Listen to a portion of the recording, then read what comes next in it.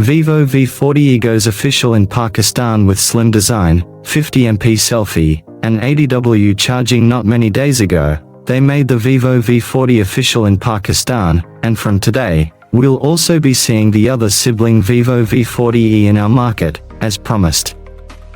There was an announcement yesterday for Vivo V40e's arrival in Pakistan with a pre-order window till the 2nd of November, and they priced it nearly as much as the last V30e, even though it holds big upgrades. It's a grade A phone, chamfered on the sides, and they gave it a curved AMOLED 6.77 1080p panel that can push pixels around at a 120Hz refresh speed.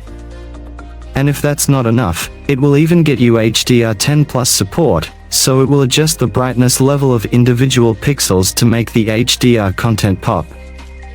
And yes, there's a 50MP peeper on the front under a very small cutout, and it takes really sharp selfies. There's also a 50MP IMX882 shooter around the back, and the second one is only an 8MP ultra-wide unit, but everything comes together nicely for great imaging. They dropped Snapdragon and gave MediaTek a chance with a Dimensity 7300 chip, which will perform way faster in games or multi-thread tasks.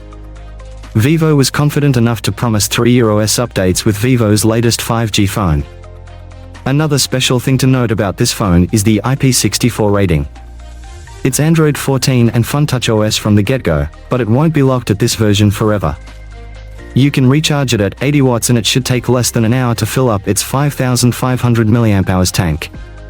Of course, this phone also showed up with a typical under-screen optical fingerprint ID and Wi-Fi 5.